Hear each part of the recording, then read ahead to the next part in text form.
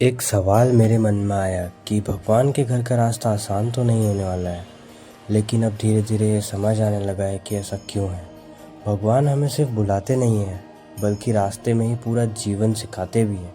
परेशानियों से लड़ना सिखाते हैं, आगे बढ़ना सिखाते हैं और कहते हैं तू चिंता मत कर, तेरे भी दिन बदलेंगे। बस तू मेहनत से चलता जा, क्योंकि तरक्की की तिजोरी सिर्फ मेहनत की चाबी से ही खुलती है। जय श्री केदार।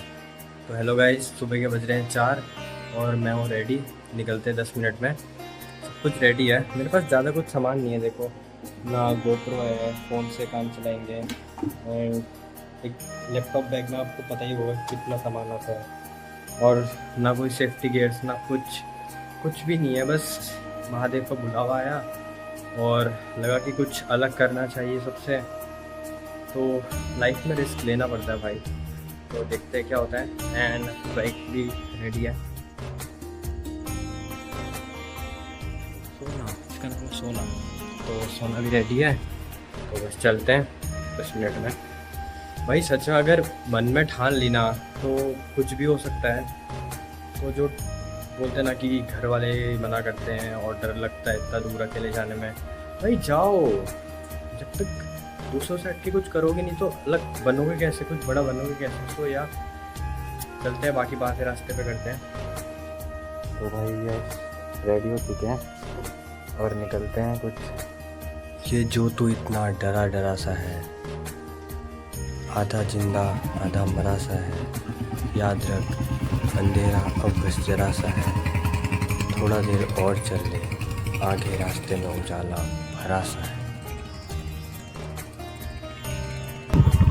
तो भाई अपनी राइड शुरू हो चुकी है। सुबह के बज रहा है 4:30 और अभी मैंने ये राइड स्टार्ट करी है हल्द्वानी से, जो कि एंड होगी केदारनाथ। एंड फिर उसके बाद वासुकीनाथ भी जाएंगे। एंड साथ में कोई भी नहीं है भाई। एक दिन अपने पास सब कुछ होगा, महादेव सब ठीक कर देंगे। तो अभी कुछ ऐसा व्यू आ रहा है, सामने पहाड़ है एंड अभी हम हाईवे पे हैं। लेकिन रास्ते में अभी तो कई मुश्किलें आने बाकी थी, पर महादेव कहते हैं ना, जो टिका रहा वही मुझ तक पहुंचा। बारिश में फंस गया हूँ, कुछ शेल्टर भी नहीं है और आगे 30 किलोमीटर तक जंगल ही है। बस मेरे पास रेनकोट भी नहीं है, पूरा भीग गया हूँ।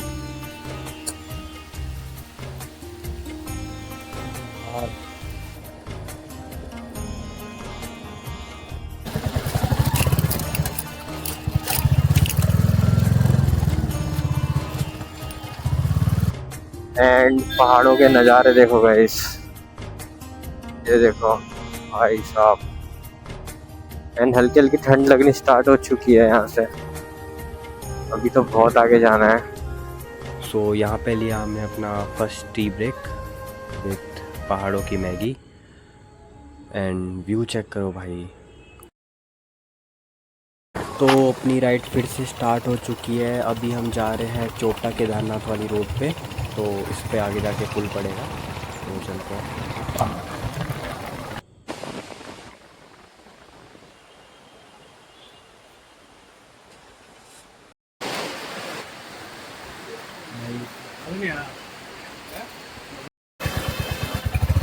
राधा राधा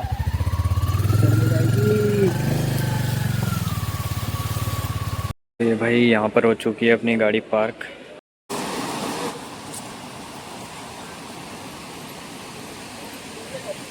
यहाँ पे बहुत ज़्यादा ठंडा है।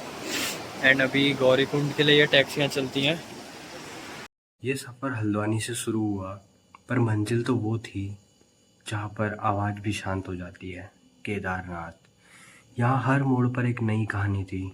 कहीं पर गंगा का शोर, कहीं पर पहाड़ों का सन्नाटा, पर अंदर से सिर्फ एक आवाज़ आती रही, आजा, तुझे भोलेनाथ बुला रहे हैं। तो ये पहुंच गए हम गौरीकुंड। एंड इसके बाद अब आगे पैदल ट्रैक स्टार्ट, केदारनाथ धाम पैदल यात्रा स्टार्ट।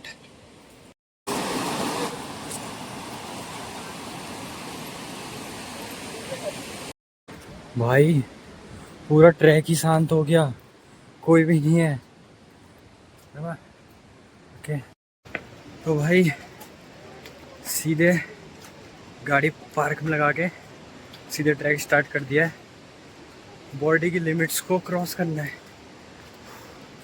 भाई कोई।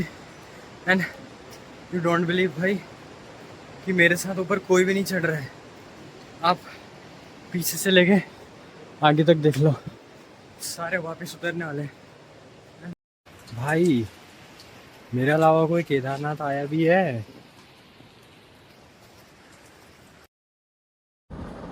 अब कदम धीरे धीरे बढ़ते गए, लेकिन मन भागता गया दर्शन की ओर।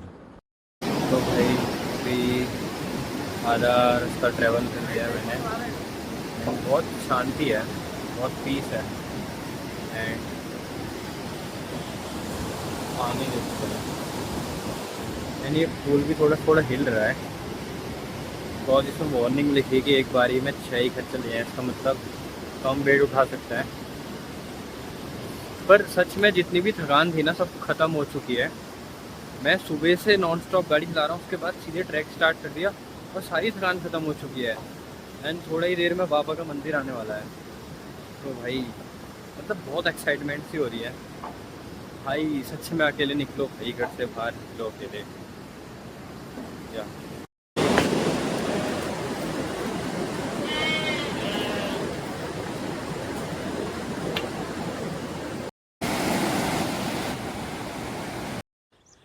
भाई ट्रैक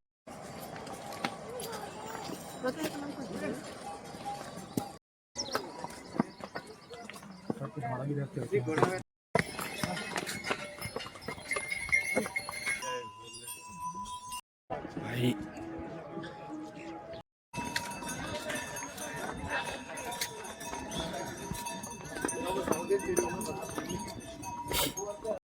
और फिर आया वो पल जहाँ पहाड़ों के बीच से एक रूप उभर के आया, भोलेनाथ का दरबार।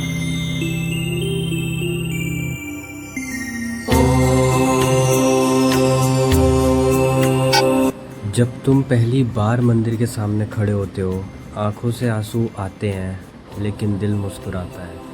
वहाँ कुछ मांगने का मन नहीं करता, बस धन्यवाद करने का मन करता है।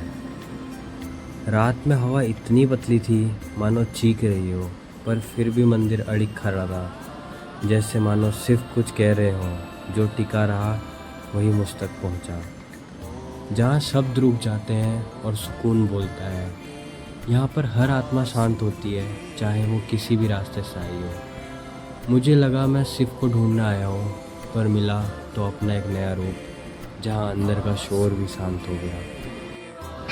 एक ऐसा एहसास आया जहाँ सारी शंका ख़त्म हो गई हो, सारी थकान धुल गई हो। केदारनाथ सिखाता है भक्ति का मतलब सिर्फ पूजा नहीं, भक्ति का मतलब है डटे रहना, हर हाल में, हर मौसम पे। यहाँ जो आया वो बदल गया, क्योंकि केदारनाथ सिर्फ देखा नहीं जाता, केदारनाथ महसूस किया जाता है।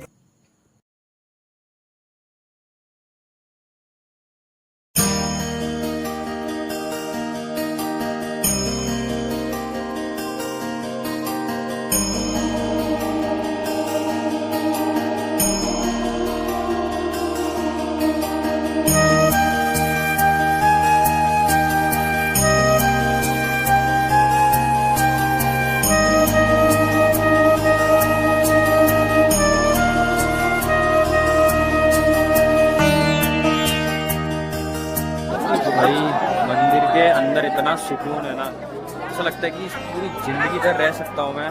रात तो अलग की बात है यार। आदेश आदेश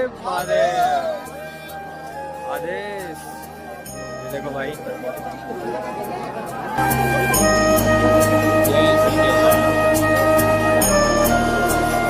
बहुत ज़्यादा भाई सुकून है इस जगह पे या। I love it.